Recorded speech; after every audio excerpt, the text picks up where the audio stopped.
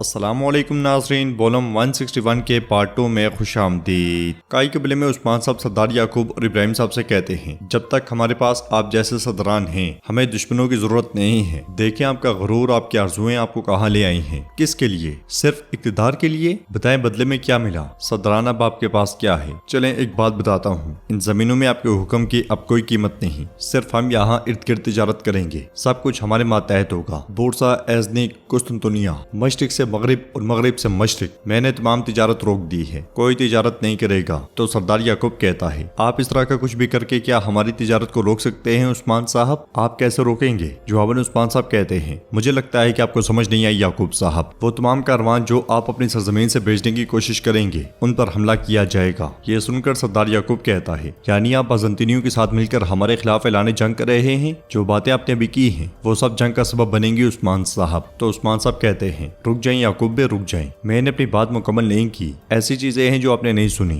وہ بازار جو آپ کے پاس تھا یعنی کہ سرحدی بازار اب سے وہ کائیوں کی ملکیت ہے۔ یہ سن کر سردار یعقوب اور محمد کو بہت غصہ آتا ہے۔ ناظرین، اس کے بعد ہم سرحدی بازار میں دیکھتے ہیں کہ کئی سپاہیوں نے درمیان کے سپاہیوں کو تلواروں کے نیچے بٹھایا ہوتا ہے۔ آئیکوت کہتا ہے، یہ بازار اب سے کائیوں کی ملکیت ہے۔ پھر سنگر آغا سپاہیوں سے کہتے ہیں، تم کس چیز کا انتظار کر رہی ہو؟ چلو شاباش، کائی کے جھنڈے لہرا دو۔ یہ سنتے ساتھ ہی وہاں پہ کئی پرچم لہرا دیے جاتے ہیں اور آئیکوت کہتا ہے، یہ پرچم سب کے لیے برکت لائے، یہ ترکمانوں کے درمیان ایک ستارے کی طرح چمکے گا انشاءاللہ۔ کائی قبیلے میں سردار یعقوب عثمان صاحب سے پوچھتا ہے، عثمان صاحب کیا کہہ رہے ہیں؟ آپ ایسے کیسے کر سکتے ہیں؟ جواباً عثمان صاحب کہتے ہیں، جب تک آپ ایسے پیش آتے رہیں گے ہم اور بھی بہت کچھ کریں گے۔ تو سردار ابراہیم کہتا ہے، یہ جان لیں عثمان صاحب، آپ یقیناً اس کیے کا حساب دیں گے۔ عثمان صاحب کہتے ہیں، دھمکی دینے کے بجائے آپ کو ہمیں دعا دینی چاہیے کہ آپ کی یہ سب کرنے کے بعد بھی ہم نے صرف قلعہ لیا ہے اور ایک بازار، آپ کے سر ابھی تک سلامت ہیں۔ سپاہیوں صدران کو خیمے کی طرف لے جاؤ، میرا حکم جاری ہونے تک ان کے ساتھ قیدیوں والا سلوک کیا جائے گا۔ سپاہیوں نے پکڑنے ہی لگتے ہیں کہ وہ خود ہی سپاہیوں کے ساتھ چل پڑتے ہیں۔ یہ دیکھتے ہوئے عثمان صاحب کہتے ہیں، اے ترکوں کے عظیم صدران، جس حال تک پہنچ چکے ہو دیکھو اسے۔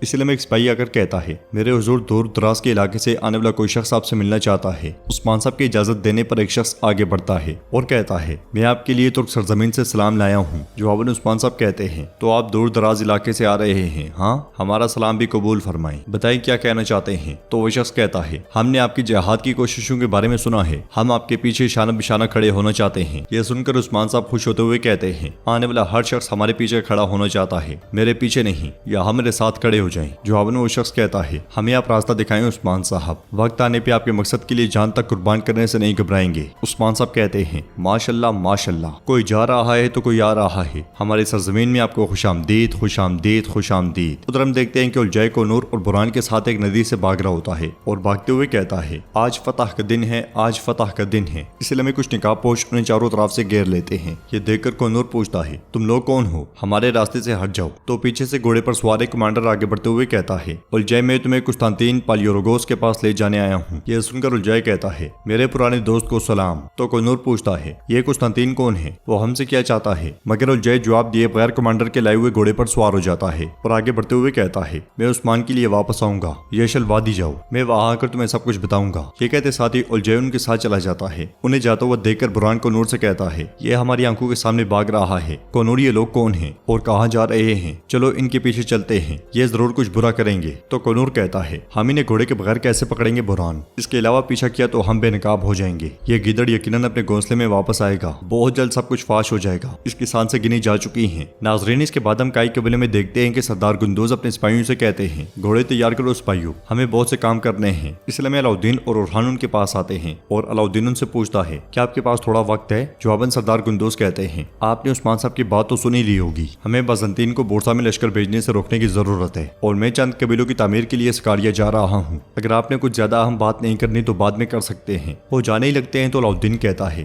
گندوز صاحب، گزشتہ 2 دنوں کے واقعات اچھے نہیں تھے، میں آپ سے معافی چاہتا ہوں، مجھے آپ سے اونچی آواز میں بات نہیں کرنی چاہیے تھی، میرے دل میں آپ کی بزرگی اور تجربے کا احترام موجود ہے، اس کے علاوہ ہمیں اختلافات کی کیا ضرورت ہے؟ اتنی مشکلات ہمارے سروں پر منڈلا رہی ہیں، ہمیں ایک ہونا چاہیے گندوز صاحب۔ تو سردار گندوز کہتے ہیں، میں منگولوں کے ساتھ برسوں تک لڑتا رہا ہوں، میں نے بہت خون اور بہت سی اموات دیکھی ہیں، اتنے لوگوں میں ایک سردار کا مجھ سے اونچی آواز میں بات کرنا کافی پریشان کن تھا، لیکن اب آپ نے وہی کیا جو آپ کو زیب دیتا ہے اور اسے ٹھیک کیا، میں بھی معافی چاہتا ہوں، مجھے آپ کے علم سے نہیں الجھنا چاہیے تھا۔ علاؤدین کہتا ہے، استغفر اللہ گندوز صاحب، ایک دوسرے کو معاف کر کے جو ہوا اسے بھول جاتے ہیں، ٹھیک ہے نا؟ سردار گندوز کہتے ہیں، ہیں ہم سب ایک دن اس کفن میں لپٹے ہوں گے، میں نے آپ کو معاف کیا، آپ بھی مجھے معاف کیجیے گا۔ تو علاؤالدین کہتا ہے شکریہ گندوز صاحب، لیکن آپ ایسا کیوں کہہ رہے ہیں؟ ہمارے پاس ایک ساتھ اپنی تلواریں چلانے کے لیے بہت سے دن ہیں، ہرگز ایسا نہ کہیں۔ یہ سن کر سردار گندوز کہتے ہیں ایک زبردست جنگ دروازے پر ہے جسے ہم جہاد کہتے ہیں، مردوں سے خون طلب کرے گی، جہاں ایک سانس تک اپنی مرضی سے نہیں لے سکتے اس دنیا میں،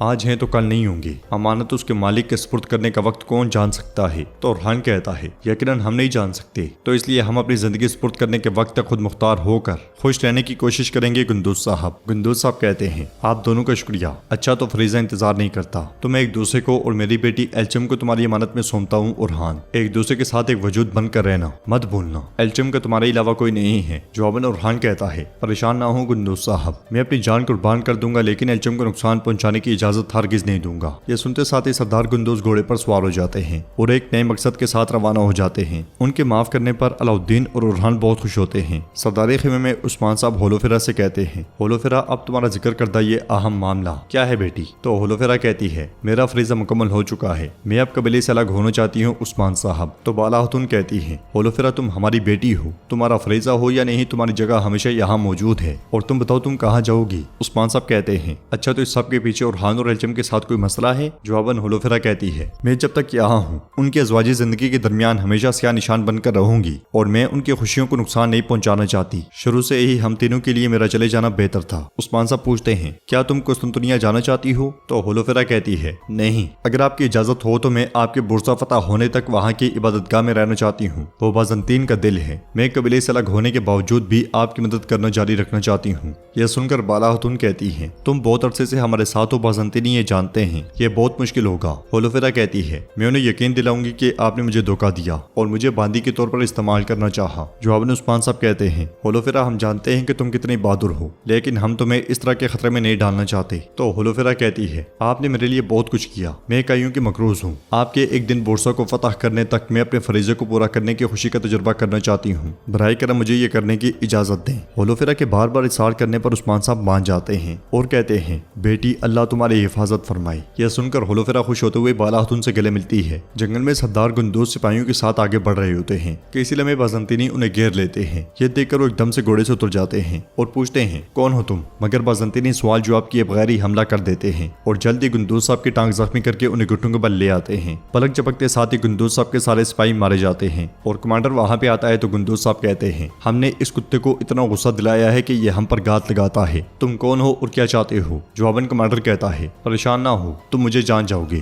یہ کہتے ساتھ ہی وہ گندوز صاحب کو ایک زوردار مکہ رسید کرتا ہے اور انہیں وہاں سے لے جاتا ہے۔ تو ناظرین اس کے ساتھ ایپیسوڈ بھی اختتام پذیر ہوتی ہے۔ اگر آپ کو ویڈیو پسند آئے تو ویڈیو کو لائک کریں، چینل کو سبسکرائب کریں اور بیل آئیکن پر لازمی سے کلک کر دیں۔ انشاءاللہ ملتے ہیں نیکسٹ ویڈیو میں، تب تک کے لیے رکھیں اپنا اور اپنوں کا بہت زیادہ خیال۔ اللہ نگہبان۔